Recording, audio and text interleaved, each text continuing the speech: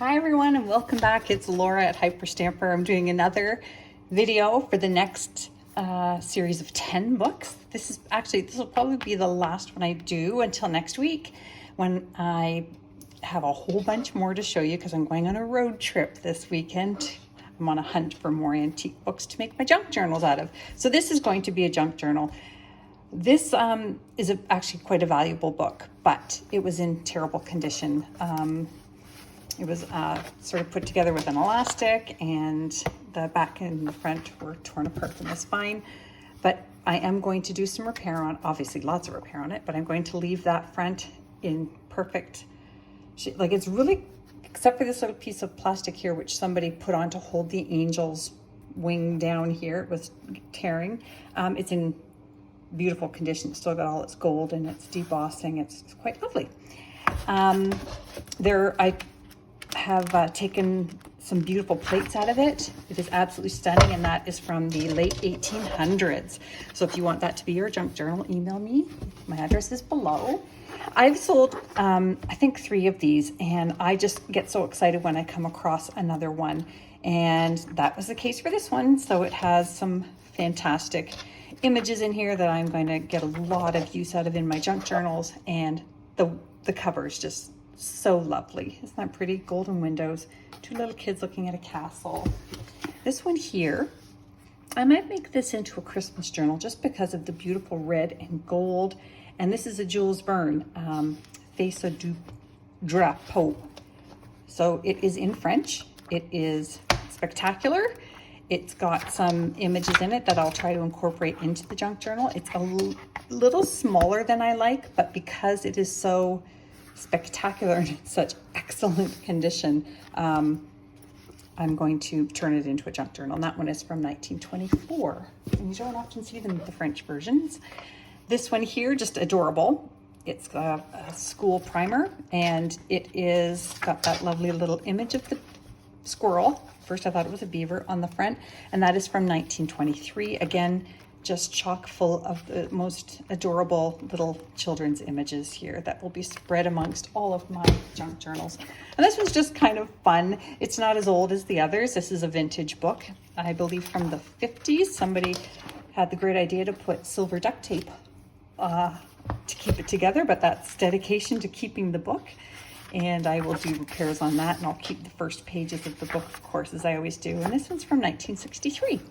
And just really, really pretty images in here. I love the brown paper, a really different style of imagery and illustration, but wonderful nonsense. So an old-fashioned girl, that one's called. And this one is The Age of Fable. And it's got a lovely image of a woman, the turn of the century, it looks like, sitting on a tree with her basket of flowers. It's got this wonderful border and the red publishing name down there. It's a really pretty blue, and it's got the inscription from Grandma Robertson, which I think is lovely. And I'm going to really fast here look up the date. Sorry, I didn't do that ahead of time. I will, it looks to me like it's 1920s, but I can confirm that. It doesn't have a lot of illustrations, and for those of you who are excited, you know who you are, Wendy. If there's fairies in here, there are not. I checked every single page for a fairy. It's more fables than fairy tales, but some wonderful, wonderful images. Okay, The Everland, again, a really fun children's book. Some fantastic images, some color, some black and white. Look at this Pinocchio. I have no words. I've never seen that side of him before. So yeah, some children's stories in here, some lovely poems, just really sweet. So that's called The Everland. Isn't that pretty? That could be your junk journal as well. This is another one of these Peter and Nancy. This time they are in Europe. Yesterday they were in Australia. They travel better than I do. And some real photograph images in here. You'd think it was a children's book, but it's actually got real photos rather than illustrations. Isn't that beautiful? And that's also from the, I believe, the 1920s. This one's just really cool. Ruth Darrow in the Air Derby. So a lovely book here. There's no images, so it's really, this one's all about the cover. Female pilot. How fabulous is that? The beautiful yellow. And this is one of my favorites. The book, the cover itself is gorgeous. Art Stories, Book 1. And this is going to be a very, very special one.